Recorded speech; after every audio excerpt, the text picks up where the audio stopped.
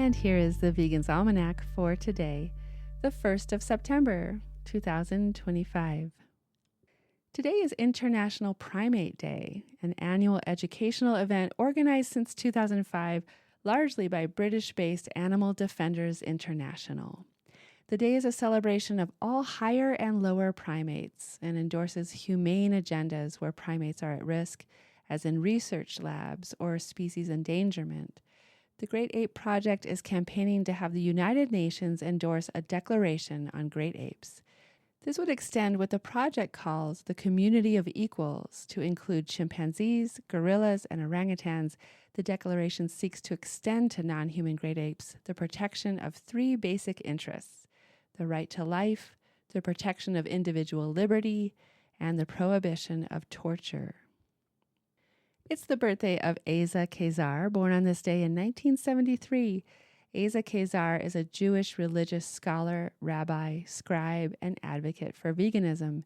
He has given many public lectures, many available on YouTube, in support of veganism as both a Torah imperative to avoid cruelty to animals, as well as it being the Torah's ideal for mankind. Keisar's stance is that all Jews should follow a vegan diet.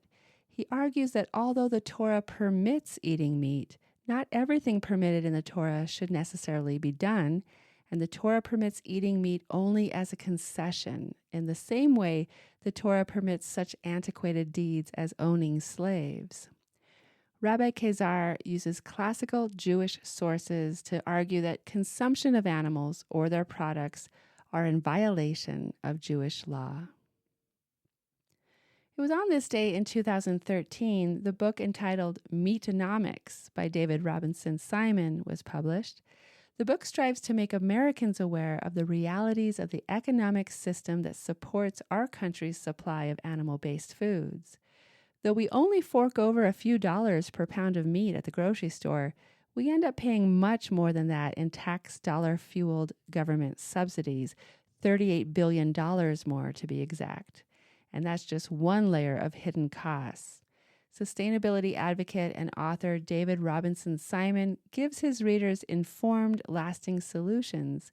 He uses his expertise as a lawyer to illustrate how government marketing is influencing what we think of as healthy eating, just how much of our money is used to prop up the meat and dairy production industries, and what we can do to change ourselves and our country for the better. The publication of the A.L.F. Strikes Again, collected writings of the Animal Liberation Front in North America, was on this day in 2021. Edited by Peter Young, this 700-page book is the largest ever collection of writing from members of the Animal Liberation Front, the radical fringe of the animal rights movement. From anonymous interviews with animal rights activists behind the rescue of 1,200 animals from the University of Arizona, to how-to guides on sinking whaling ships, to how it was done pieces on the A.L.F. shutting down an Iowa fur farm. It's all documented here. The A.L.F. breaks into buildings, rescues animals, and destroys property of animal abusers. They work outside the law, and unless caught, their identities are never known. 40 years into the A.L.F.'s history in North America, despite over 1,000 actions, being the subject of multiple congressional hearings, and surviving the label of America's #1 domestic terrorist threat, their history has been largely untold. This book is a platform for the Animal Liberation Front to finally tell their story and settle the score on what the A.L.F. is, what they believe, and exactly how they do what they do. And here's a reading from the Torah, Genesis chapter 1, verses 26 through 31. God spoke, "Let us make human beings in our image, make them reflecting our nature, so they can be responsible for the fish in the sea, the birds in the air, the cattle, and yes, earth itself, and every animal that moves on the face of the earth." God created human beings. He created them godlike, reflecting God's nature. He created them male and female. God blessed them. Prosper, reproduce, fill the earth, take charge. Be responsible for fish in the sea and birds in the air, for every living thing that moves on the face of the earth.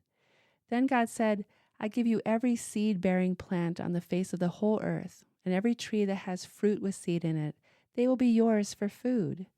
And to all the beasts of the earth, and all the birds in the sky, and all the creatures that move along the ground, everything that has the breath of life in it, I give every green plant for food. And it was so. God saw that all that he had made, and it was very good. And there was evening, and then there was morning, the sixth day. A reading from Genesis chapter 1. This has been the Vegan's Almanac with the reminder that every day is the right day to be responsible for the well-being of animals.